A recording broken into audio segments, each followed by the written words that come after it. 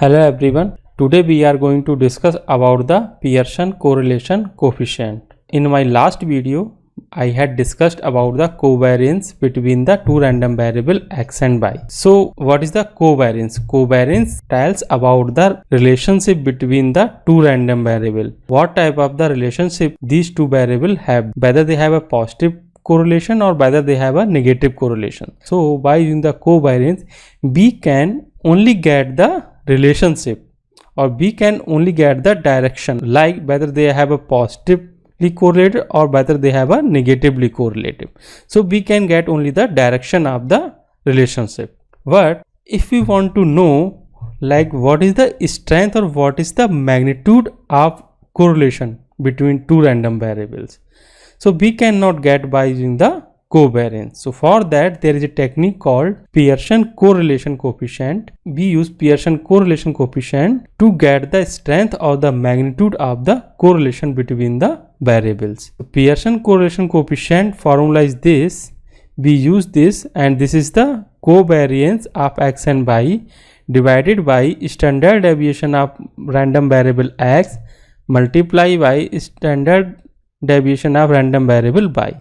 So if we divide the covariance of x and y with the standard deviation, we get the Pearson correlation coefficient, and the value of this is less than or equal to -1 to +1.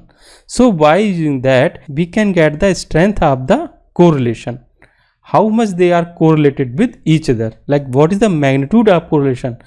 We can say that they are 70% correlated to each other, or they are 100% correlated to each other. So correlation is a very important term in the machine learning.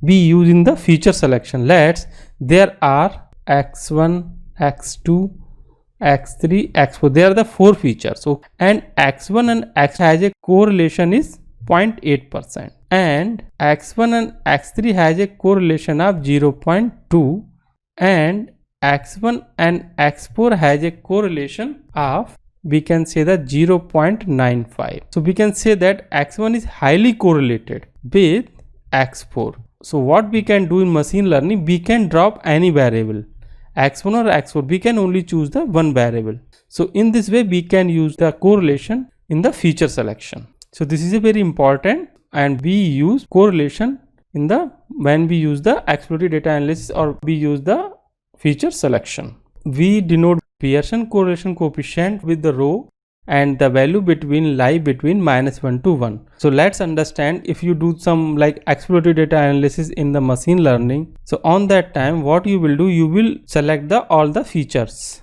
and you will try to get the correlation between the features. There are the 100 features, then you will try to get a correlation. What are the correlation among the features? If you do the EDA and you will try to plot those random variables, then what type of the relationship you can get, or what type of the strengthness of the correlation, what type of the strengthness you can get. So those things you can visualize by using the plotting or by using the heat map. There are many plotting mechanisms or plotting techniques we can use to get the correlation. So let's understand how Pearson correlation coefficient value vary between -1 to +1. So if x and y both are positively correlated, in that case Pearson correlation coefficient will be equal to 1.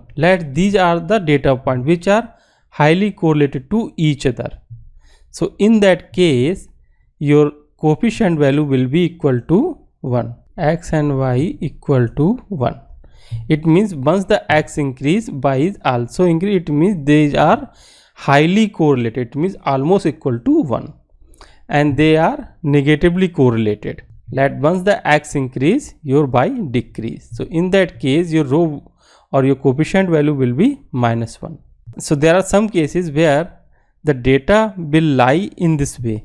This is the linear line, but all the data points will not lie in the linear line. So in that case your coefficient will lie between -1 to 0. And in this graph, if we have this type of the graph, these are the data points and we draw a linear line, if there are some data points which are not lie in the linear line and they will show this type of the graph, in that case your coefficient will be equal to 0 and 1. But there are some cases where you will like draw this linear line or draw this particular linear line, there is no any trend. So in that case your coefficient value will be equal to 0. There is no any like positively correlated or negatively correlated. We cannot able to get anything by using this particular graph. So we can say that the coefficient value will be equal to 0. So it's all about for today. If you have any query or any suggestion, or if you want to say anything, you can mention in the comment section. I will try to answer all of your query. Thank you very much for watching my video. Have a nice day.